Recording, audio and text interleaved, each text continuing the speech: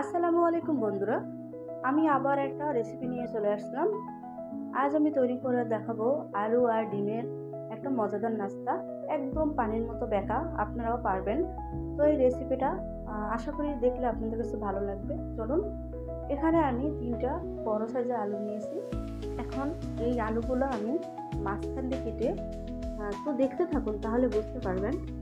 তো যদি ভালো লাগে ভিডিওটা, শুরুতে বলবো একটা লাইক দিয়ে কন্টিনিউ করবা, কোনো রকম স্কিপ করবা না, তাহলে বুঝতে পারবে না। তো আমি আলুটা মাঝখান দিয়ে কেটে আবারও অর্ধেকের মাঝখান দিয়ে আবার কাটবো।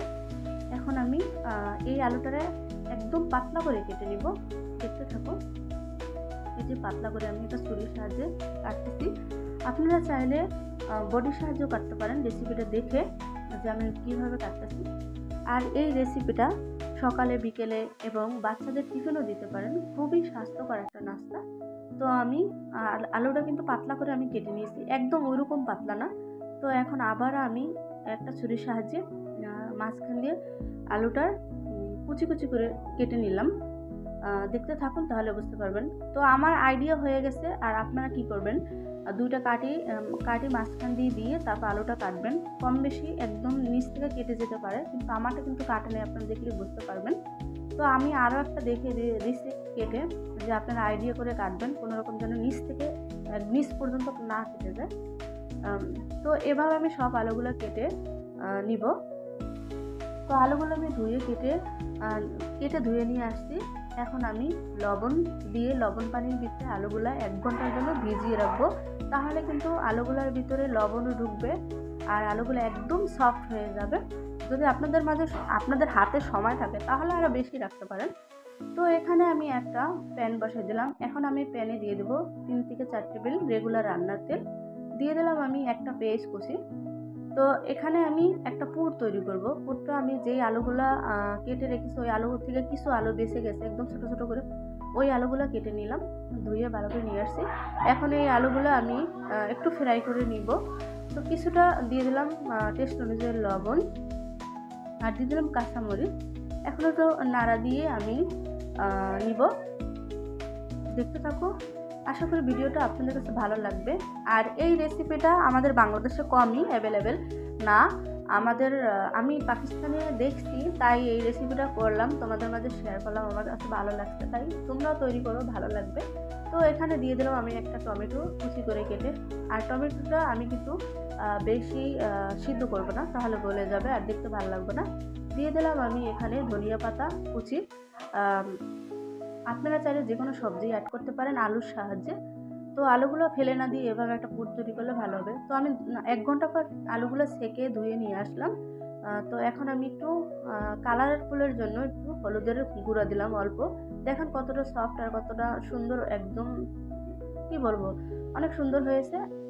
এখন আমি এই আলুগুলো একটু ফ্রাই করে নেব। তো তেল দেওয়াটা আমি স্কিপ হয়ে গেছে, দেখাতে পারলাম না। এখানে 5 থেকে 6 টেবিল রেগুলার রান্নার তেল দিয়েছি। আলুগুলো কিন্তু আমি বেশি ফ্রাই করব না, একদম লাল লাল করব না, আমি হালকা করে ভেজে নিব। তো আমি এখন তুলে নিব আলুগুলো, আমার কিন্তু হালকা ফ্রাই করা হয়ে গেছে। তো এখন আমি একটা কাবাব কাঠি দিয়ে এই আলুগুলো একদম চিকন চিকন করে কাবাব কাঠিটা আমি কেটে নিয়েছি। তো একটা আমি একদম রিং তৈরি করে নেব আলুগুলো দিয়ে, রিং শেপ দেবো। এই যে দেখেন, আমি একটা কাঠি ঢুকিয়ে আর একটা আলু দিয়ে তারপর একদম গোল করে চুরির মতো করে নিব। এই যে দেখলে বুঝতে পারবেন, এরকম করে লক্ষ্য রাখবেন যেন না ছুটে যায় বা আলুগুলো না ভেঙে যায়। এই যে দেখেন, আর একটা দেখিয়ে দিচ্ছি, এভাবে করে আমি একটা রিং তৈরি করে নিব।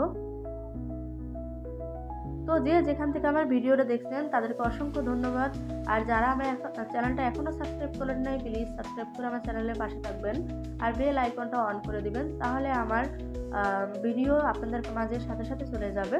তো এভাবে আমি করে সবগুলো রিং তৈরি করে নিব। এই রেসিপিটা আপনারা বাচ্চাদের টিফিনে দিতে পারেন, খুবই স্বাস্থ্যকর একটা রেসিপি।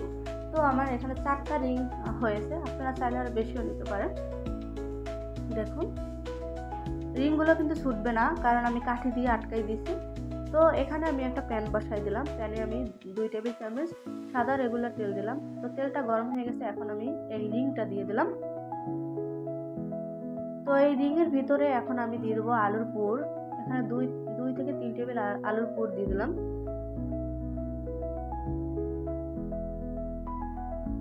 তো এই আলুর পুরের ভিতরে এখন আমি এখানে দিয়ে দেবো একটা ডিম।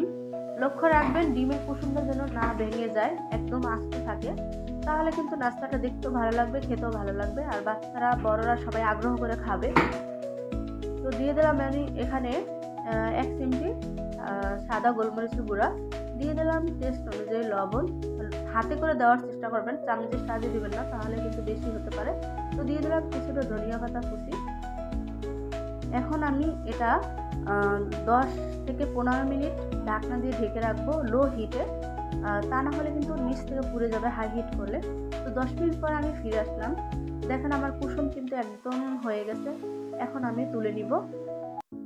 এই যে দেখুন, তো তুলে নিয়েছি। এভাবে আমি আরেকটাও করে আপনাদেরকে দেখাচ্ছি।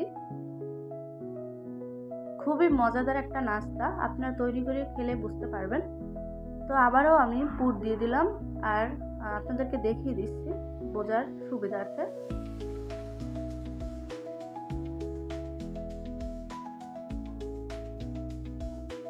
তো ডিমটা আমি ওইভাবেও দিলাম, আবার এইভাবেও দিয়ে দেখালাম যে দুইভাবেই সহজ হয় যেভাবে দেন।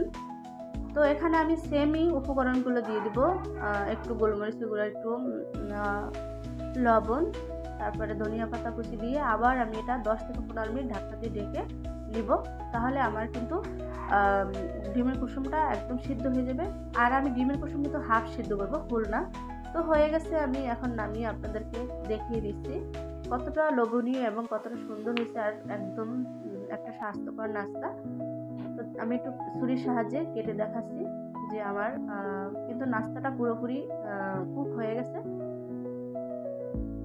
তো সবার কাছে যদি আমার ভিডিওটা ভালো লাগে অবশ্যই লাইক করবেন, শেয়ার করবেন, আর সুন্দর কমেন্ট করবেন। সবাই ভালো থাকবেন, সুস্থ থাকবেন। Thank you. আল্লাহ হাফেজ।